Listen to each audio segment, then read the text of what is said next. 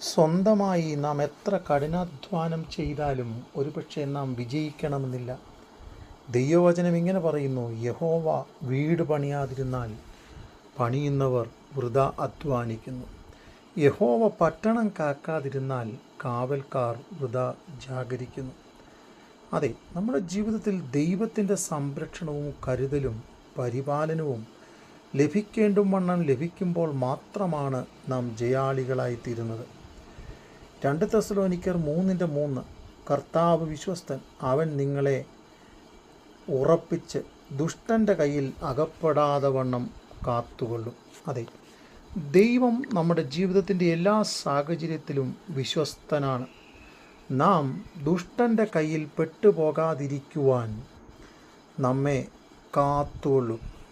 അതുകൊണ്ടാണ് ദൈവവചനം വളരെ വ്യക്തതയിൽ പറയുന്നത്, ഞാനോ ലോകാവസാനത്തോളം എല്ലാ നാളും നിങ്ങളോട് കൂടെയുണ്ട്. മറ്റൊരു ഭാഗത്ത് ദൈവവചനം ഇങ്ങനെ പറയുന്നു, പുരാതനനായ ദൈവം എൻ്റെ സങ്കേതം, കീഴേ ശാശ്വത ഭുജങ്ങളുണ്ട്.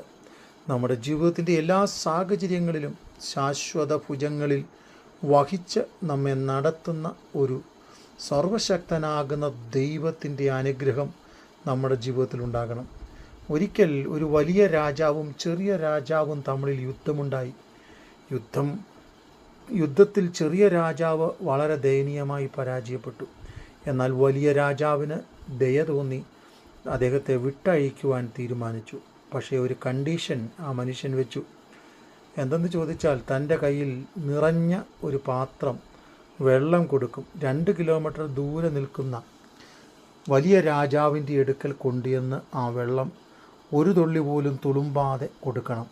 പുറകിൽ 2 ശക്തന്മാരായ പടയാളികൾ ഇത് ശ്രദ്ധിക്കുവാൻ നിർത്തി. ഒരു സൈഡിൽ ഒരു കൂട്ടം ആൾക്കാർ ഇദ്ദേഹത്തെ പുകഴ്ത്തുവാനും മറ്റൊരു സൈഡിൽ ഒരു കൂട്ടം ആൾക്കാർ അദ്ദേഹത്തെ പരിഹസിക്കുവാനും വേണ്ടി നിന്നു.